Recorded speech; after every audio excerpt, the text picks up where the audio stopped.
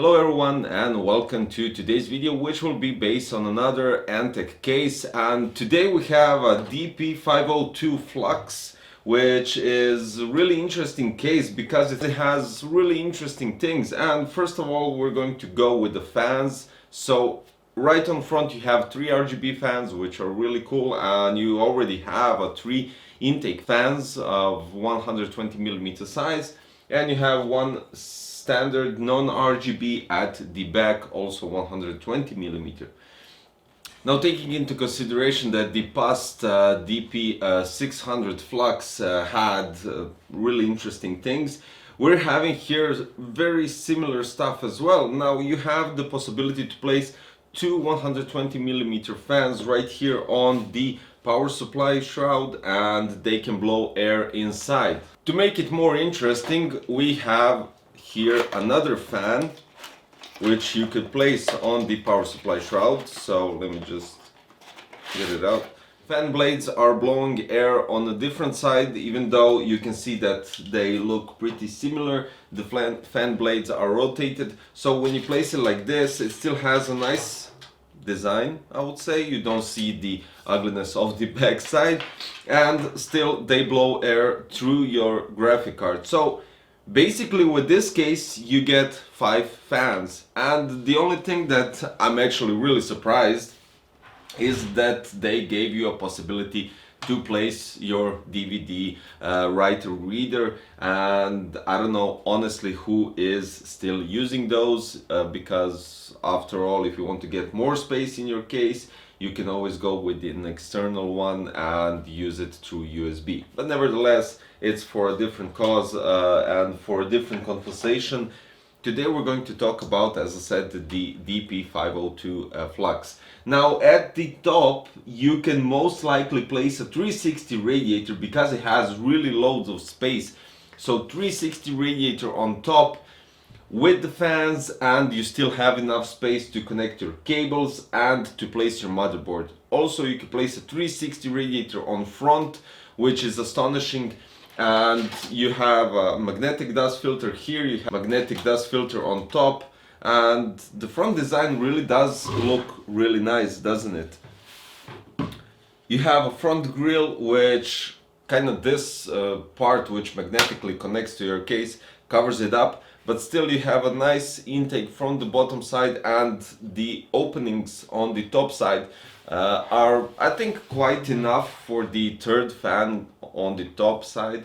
So yeah, loads of openings and loads of holes for the cable rerouting on top, for your 8-pin EPS, for everything else that you want to connect on top. If you have, I don't know, an RGB connection or a PWM connection, as well as 24-pin on the side and 3 at the bottom, giving you loads of possibilities to rearrange your cables very nicely.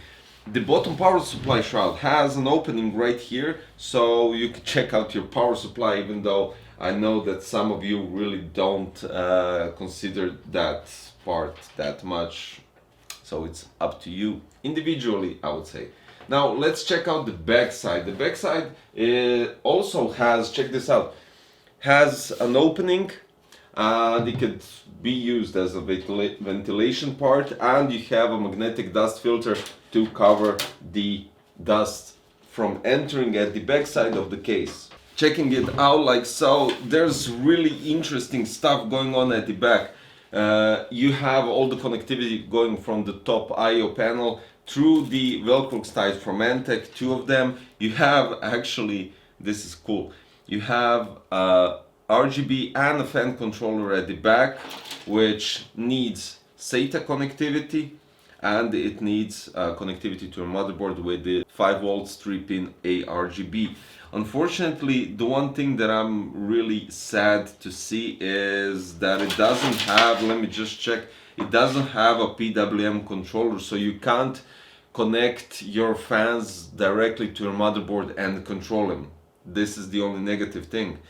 But you have 6 ARGB connections here and 6 DC 3-pin connectors for your fans. You can also connect your 4-pin fans here, but it's up to you. Here at the bottom of the power supply shroud, you have possibility to adjust, to place your 3.5-inch hard drive or 2.5-inch SSD, because you have additional holes to attach it, and you get an accessory box which gives you all the screws that you need, which is located in the hard drive bracket at the bottom of the case. Right next to the addressable RGB and the fan controller, you have two SSD brackets which are really nicely and easily removed to adjusting to placing your SSD here and popping the bracket back inside. That's all there is to it. Now at the top you have a power button, you have the LED button, so basically you can control your RGB through that button. You have two indication lights, you have two USB 3.0, and you have separated 3.5mm jacks, one for your headset and one for your microphone.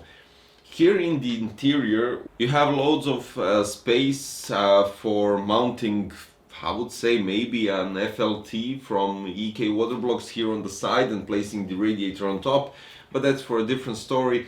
You can place your SSDs right here, and you can mount something else right here, because I can see the holes aren't in the same shape as they should be for the SSD. So you can place another SSD right here or at the back of the case, which is really cool. Now it's time to place a build inside, and basically you know what to do.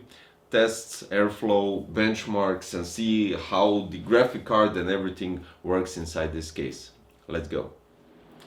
So after doing the stability test on AIDA64 Extreme, I've concluded that the case can actually contain this graphic card's temperature lower than other cases.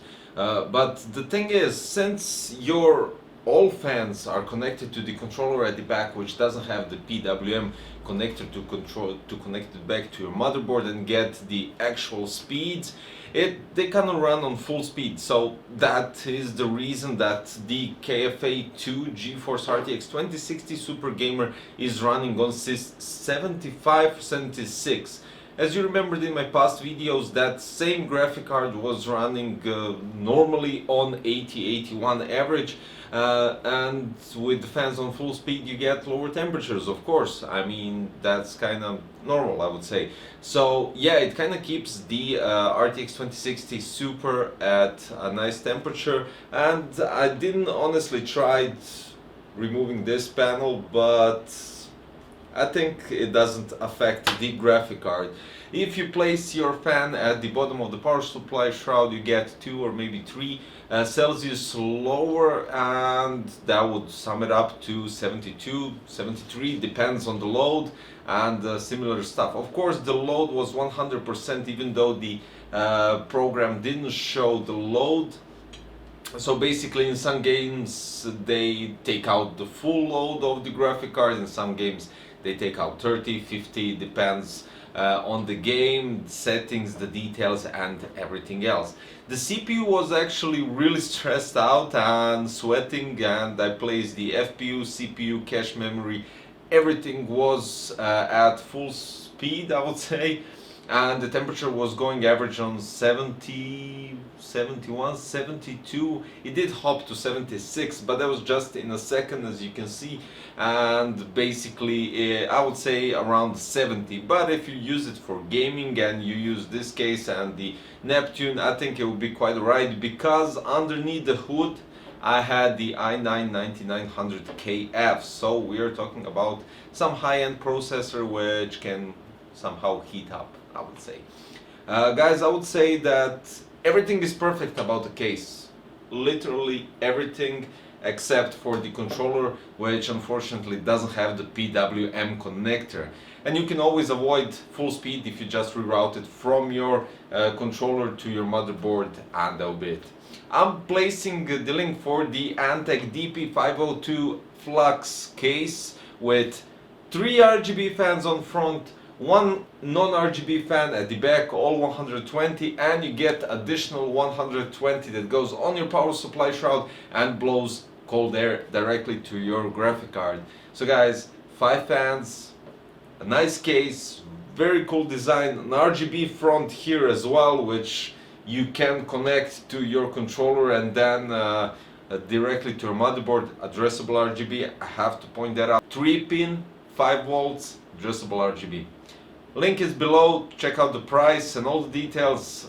Don't forget to like the video if you liked it, comment if you have any thoughts about the case, about the fans or anything else, and don't forget to subscribe for future content. Thank you for watching and I'll see you in another one. Bye bye.